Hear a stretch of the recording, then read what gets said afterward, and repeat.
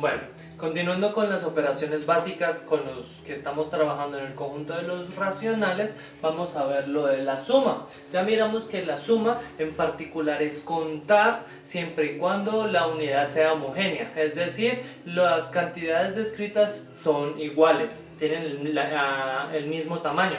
Ese tamaño nos lo está dando el denominador de la fracción. Siempre y cuando el denominador sea el mismo, estamos contando la misma cantidad de objetos, por ende podemos hacer el conteo y por ende podemos sumar arriba nuestros numeradores de forma regular, ¿cierto? Como en este caso que está aquí, todos tienen denominador 4, lo que significa que estamos contando de las mismas maneras los objetos, y acá tenemos 3 unidades, acá tenemos 5 unidades, acá tenemos 2 unidades y por ende tendrías 3 y 5, 8 y 2, 10 unidades, partiendo la unidad básica entre 4. Si notamos nuestra representación de las cantidades por medios visuales, este cuadrito de acá yo lo puedo pasar acá para completar una unidad completa, y así tendría una unidad completa más otra unidad completa más dos cuadritos de 4 que son las unidades básicas.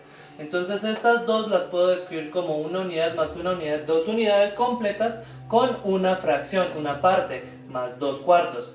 Esta notación 2 más 2 cuartos usualmente se escribe como 2 cuartos y lo llamamos número mixto, para que lo tengan en consideración si se llegan a topar con un número de este tipo. Si notamos que estas dos cosas las sumamos por partes, por dos caminos diferentes, y entre comillas me está dando un resultado diferente. Acá me está dando 10 cuartos y acá me está dando 2 unidades con 2 cuartos. Pero no son diferentes, lo que estamos haciendo es describiendo la cantidad de forma distinta, pero la misma cantidad.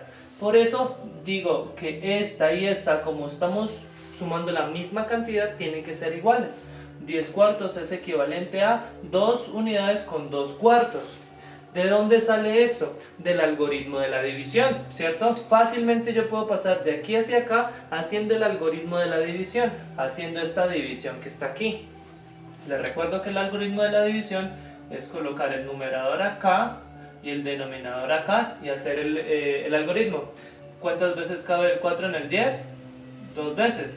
4 por 2, 8, a 10, 2. Entonces, ¿qué hacemos? Ponemos este que es el cociente, que es las unidades enteras, mientras que este que es el residuo va a ir aquí.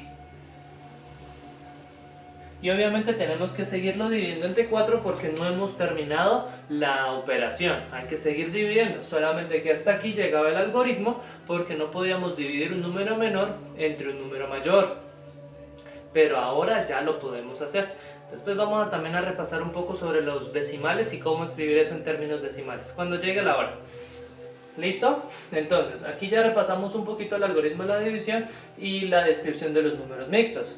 Aquí, como les acabé de mencionar, estamos hablando de una representación de una cantidad específica dadas las fracciones. Antes teníamos representaciones únicas, con las fracciones no vamos a tener representaciones únicas, sino que vamos a tener infinitas representaciones de la misma cantidad, cambiando los representantes del numerador con el denominador.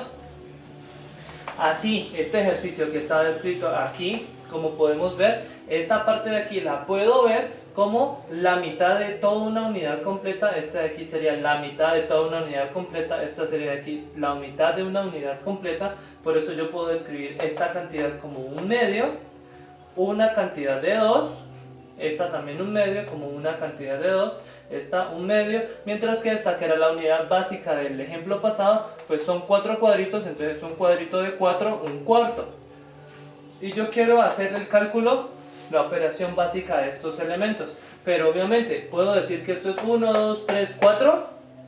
No, porque hay un objeto que no es homogéneo a los demás, entonces no puedo sumar estos valores de aquí de la forma como lo dice el de acá arriba, porque no son homogéneos. Entonces, ¿qué puedo hacer? Tratar de escribir cada uno de estos de forma homogénea, es decir, estos de aquí los voy a ver de esta manera, de esta manera y de esta manera, como lo hicimos en el ejercicio pasado. Pero si yo lo tomo de esa manera, esta cantidad de aquí la estaría mirando como 2 cuartos, esta de aquí la estaría tomando como 2 cuartos y esta de aquí la estaría tomando 2 cuartos, para que esta que tiene un cuarto tengan cantidades homogéneas y así las pueda sumar y las pueda contar. 2 y 2 son 4 y 2 6 y 1 7. 7 cuartos en cantidades. ¿Cuál es el objetivo de este ejemplo? Revisar que esta cantidad, que era un medio, se puede representar también como 2 cuartos. Son dos representaciones distintas de la misma cantidad, para que lo tengan claro. ¿Y cómo puedo hacer la relación de una con la otra? Pues si notamos que de un medio para llegar a 2 cuartos, implica que tengo que multiplicar por 2 ambos números para llegar allá. 1 por 2, 2, 2 por 2, 4. A este proceso le estamos llamando amplificación. ¿Listo? Y en matemáticas siempre resolvemos los dos caminos de una función específica, lo que significa que si yo defino una operación hacia acá, tengo que definir también una operación que la regresa. Y la operación que la regresa la vamos a llamar simplificación. Y si de aquí a acá multiplicábamos, la simplificación hace el proceso inverso, que es la división. Entonces yo divido por un número específico al numerador y al denominador si es posible, para llevarlo a una forma más compacta. Y así en las fracciones vamos a definir siempre la unidad básica, la representativa, el representante de todas las representaciones que puede tener, la menor. ¿Listo? Por eso vamos a trabajar bastante con la simplificación, porque vamos a tomar siempre la representación menor, la menor representación de todas las representaciones, porque esa sí es única, no existe la mayor.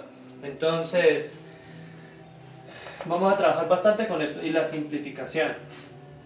¿Listo? Siempre la idea de sumar en las fracciones es obtener una cantidad homogénea para poder contar.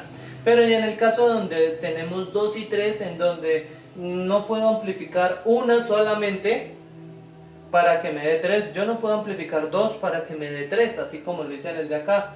2 lo amplifiqué para que me diera 4. Entonces, ¿qué tengo que hacer?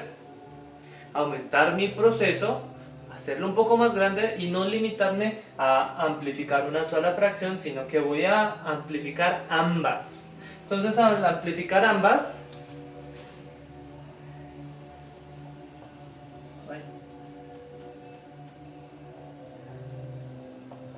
la tengo que hacer por un número específico, ¿cierto? Porque yo ahora ya quiero que el denominador sea el mismo.